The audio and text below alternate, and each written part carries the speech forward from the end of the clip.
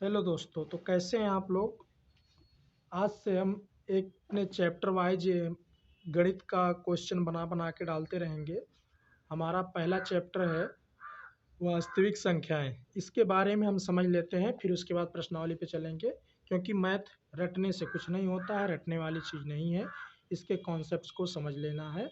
तो हमारा चैप्टर है वास्तविक संख्याएं। कॉन्सेप्ट समझ लोगे तो मैथ इतनी अच्छी हो जाएगी, जैसे हिंदी की कहानी पढ़ते हैं आप, वैसे मैथ के लिए कलम डुलाते चले जाएंगे आप। मैथ इतनी अच्छी होती है। तो चलिए, वास्तविक संख्याएं चैप्टर है, तो उसके पहले हम लोग जानते हैं कि संख्या, बात करें अगर हम संख्या पे, तो संख्या संख्या संख्या जो होती है हमारी दो तरीके की होती है। एक होती है वास्तविक संख्या, और दूसरी होती है काल्पनिक संख्या। काल्पनिक संख्या, ठीक है। काल्पनिक संख्या की बात करें कि जिसका हम वैल्यू आसानी से हम नहीं निकाल सकते, जिसका हम मान आसानी से नहीं निकाल सकते, वो हमारी काल्पनिक संख्याएं होती हैं। बात करें वास्तविक संख्या में क्या क्या चीज़ें आती हैं, तो वास्तविक संख्याएं में जैसे आती हैं हमारी, अगर हम बात करें, हमारा आएगा प्राकृतिक संख्या। दूसरा हो गया हमारा परिमेय संख्या। तीसरी अपरिमेय संख्या। बात करें हम चौथी की, चौथी हो जाएगी हमारी पूर्ण संख्या, और पांचवी हो जाएगी हमारी पूर्णांक। और भी चीज़ें होती हैं, इन सब इतना इसके अंदर आते हैं, और भी हम आपको एक्स्ट्रा चीज़ें बता देंगे। जैसे जैसे बात करेंगे हम सम संख्या की बात करेंगे, हम बात करेंगे विषम संख्या की। विषम संख्या क्या होती है। अगली बात करेंगे हम भाज्य संख्याएं क्या होती हैं। अधिकतर लोगों को पता होगा, लेकिन हमारा शुरू करने का मकसद यही है कि एकदम बेसिक से आप चीज़ों को समझ जाएं। भाज्य संख्या, ये संख्या, इसका मतलब हम संख्या लिख दे रहे हैं। इस अगला वाला आता है हमारा अभाज्य संख्या। फिर हो गया हमारा सम, हो गया विषम, हो गया भाज्य, हो गया अभाज्य, हो गया। एक और लिख लेते हैं हम सहभाज्य संख्याएं।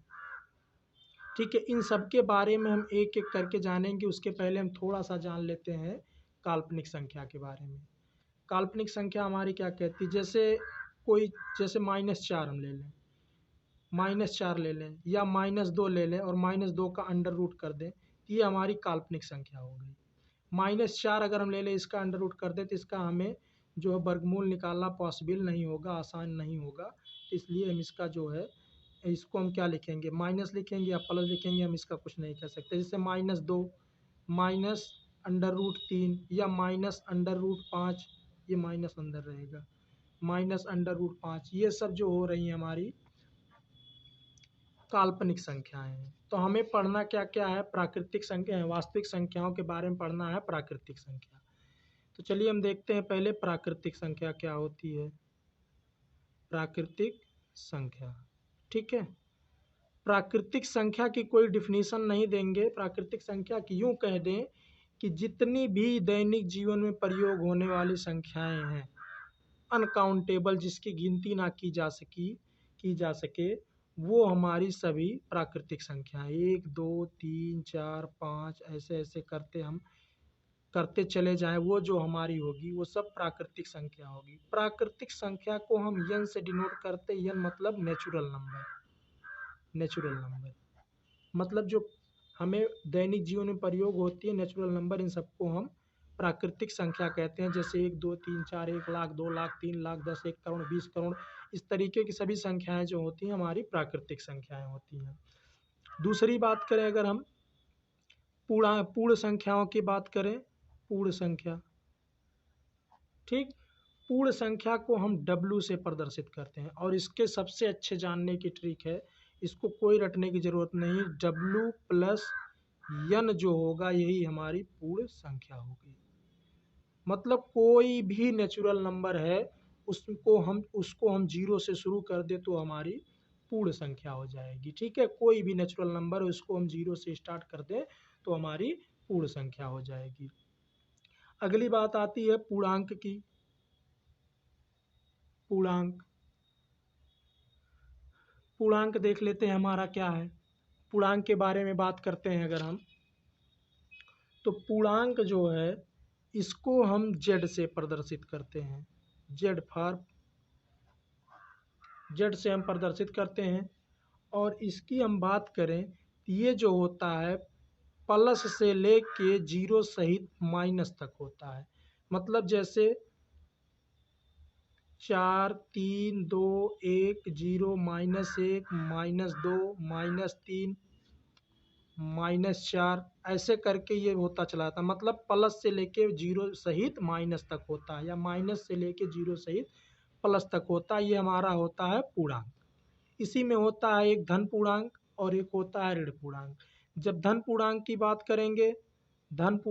बात करेंगे तो उसमें धनात्मक वाली वैल्यू को शामिल किया जाएगा। और जब ऋण पूर्णांक की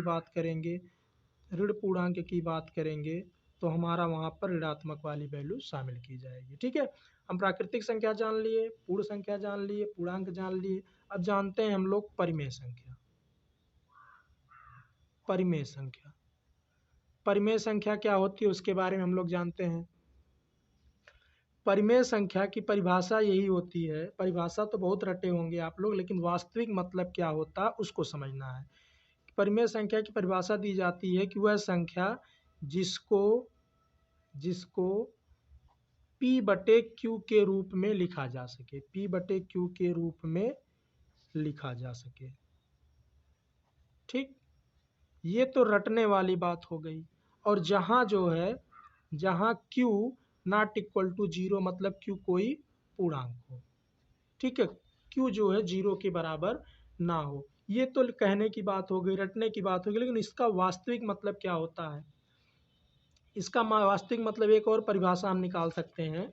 परिभाषा निकालते क्या है? परिभाषा वास्तविक में होती है कि जो P और Q है इसका सहभाज्य गुणनखंड होना चाहिए। सहभाज्य संख्याएं होनी चाहिए। P और Q जो हैं ये दोनों सहभाज्य संख्या होनी चाहिए। मतलब जो P है और Q है ये दोनों सहभाज्य होनी चाहिए। ठीक है, अभी सहभाज्य तो हमने बताया नहीं, लेकिन बता दे रहे हैं। सहभाज्य का मतलब ये होता है कि जैसे P हमारा 5 है और Q हमारा 7 है, इन दोनों का गुणन, इन दोनों की जब HCF लें, 5 और 7 का HCF लें, 5 और 7 का HCF लें, ये हमारा 1 हो। मतलब P और Q का जो HCF हो वो हमेशा 1 के बराबर हो। तो बात क्वेश्चन आती है, क्या 3/6 एक प्राकृतिक संख्या है, परिमेय संख्या है? कहो, ये तो कहोगे P/Q के रूप में है, लेकिन ये अभी नहीं है। अभी थोड़ा सा इसमें कार्यक्रम करने के बाद ये परिमेय संख्या में बदल जाएगी। जैसे इसको अगर हम काट दे तो बना हुआ है 1/2। अब 1/2 ये परिमेय संख्या हो गई हमारी, 1/2 परिमेय संख्या हो गई। क्यों? क्योंकि 1 और 2 का जब हम HCF लेंगे तो ये जो है ये दोनों का मासा जो होगा, HCF जो होगा वो हमेशा 1 आएगा। और ये P/Q के रूप में भी लिखा गया है और Q का मान 0 भी नहीं है। ये दोनों कंडीशन को फॉलो कर रहा है, मतलब ये परिमेय संख्या है। मतलब कोई भी संख्या ले लीजिए, अगर उन दोनों का HCF 1 आ रहा है तो वो दोनों संख्याएं जो होंगी, उन दोनों संख्याओं को बट्टे के रूप में लिखा गया है तो वो संख्याएं जो होंगी परिमेय संख्या होंगी। जैसे P/Q लिखा गया है, P का मान ले लेते हैं हम 11 और Q का मान ले लेते हैं हम 23।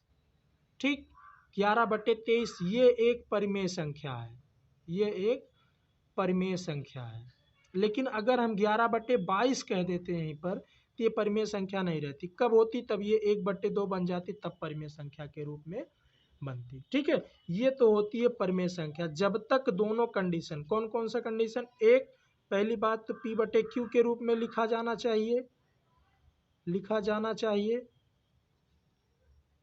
इसके साथ साथ P और Q का HCF जो होना चाहिए वो 1 होना चाहिए, मतलब P व Q दोनों सहभाज्य होने चाहिए। ठीक, तो सहभाज्य भी समझ के यहाँ पर सहभाज्य हमने बता दिया। सहभाज्य वह संख्याएं होती हैं जो सहभाज्य वह संख्याएं होती हैं जिनका HCF जो होता है 1 के बराबर होता है, वो दोनों सहभाज्य होती हैं। ठीक है, परिमेय संख्या हो गई। अब बात आती है अपरिमेय संख्या। अपरिमेय संख्या, ठीक है। अपरिमेय संख्या की बात करें तो संख्याएं दो ही हो सकती हैं, या तो परिमेय हो सकती हैं या तो अपरिमेय। जो संख्याएं परिमेय नहीं होंगी वो हमारी अपरिमेय होंगी, अपरिमेय होंगी। मतलब उनको P बटे Q के रूप में नहीं लिखा जाना चाहिए, नहीं लिखा जाना चाहिए। साथ ही P इंटू Q का HCF जो होना चाहिए वो 1 के बराबर नहीं होना चाहिए। वो संख्या जो होगी वो हमारी अपरिमेय संख्या होगी, अपरिमेय संख्या होगी। ठीक है, ये तो अपरिमेय संख्या की बात हो गई। और अपरिमेय संख्या समझने का सबसे अच्छा मतलब, सबसे अच्छा एग्जाम्पल है कि जितनी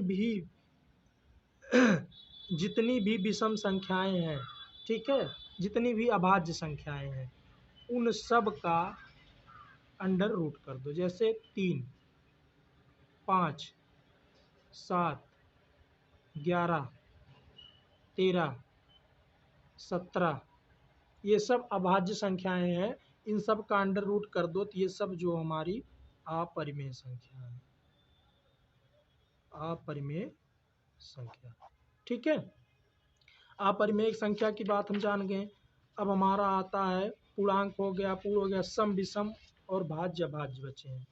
अब देखो सम संख्याओं के बारे में सभी लोग जानते होंगे, तो सम संख्या क्या है जानते हैं, फिर भी हम 0 से स्टार्ट कर रहे हैं इसलिए बता दे रहे हैं। सम संख्या वह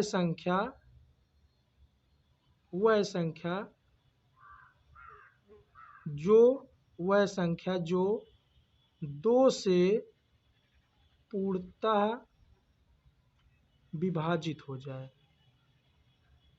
2 से पूर्णतः विभाजित हो जाए। मतलब जैसे की बात करें 2, 4, 6, 8, 10, 12, 14, 16 ऐसे करके सब जो है ये सम संख्या है। अगली बात आती है विषम संख्या। विषम संख्या जस्ट इसी का अपोजिट होगा, मतलब जो 2 से विभाजित ना हो, जो 2 से विभाजित ना हो उसे हम विषम संख्या कहते हैं। ठीक, जो 2 से विभाजित ना हो उसे विषम संख्या कहते हैं।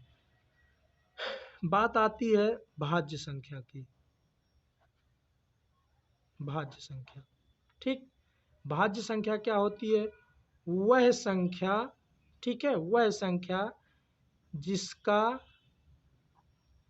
गुणनखंड किया जा सके, गुणनखंड किया जा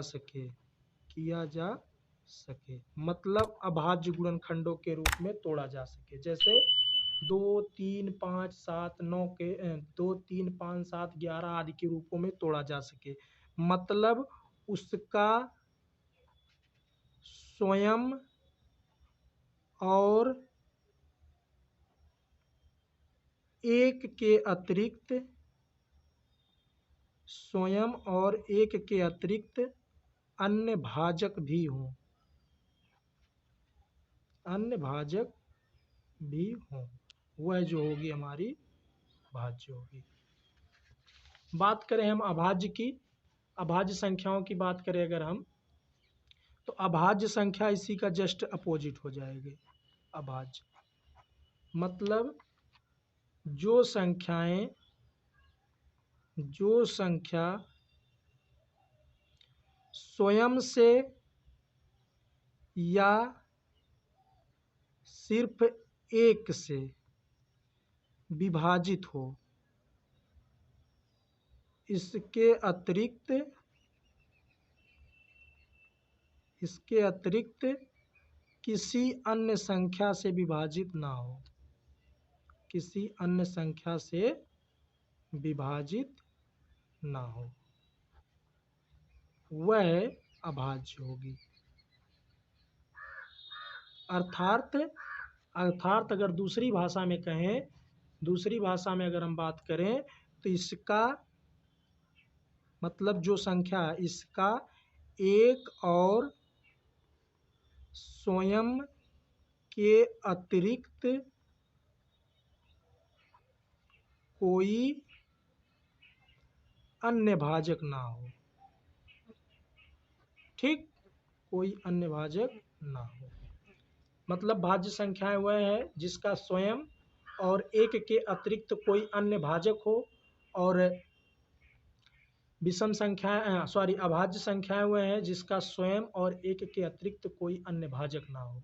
ठीक है, मतलब भाज्य की स्वयं और एक के अतिरिक्त होनी चाहिए और अभाज्य की स्वयं और एक के अतिरिक्त कोई अन्य भाजक नहीं होना चाहिए। ये जितना आज का हमारा था ये बेसिक चीज़ें थी, हमने बेसिक चीज़ें बता दी है। अब बाकी आगे कल जो है नेक्स्ट वीडियो में मिलेंगे आप लोगों से अभ्यास 1.1 को लेकर। ओके दोस्तों, अगर अच्छा लगे हो तो लाइक कर दीजिएगा। थैंक यू, जय हिंद।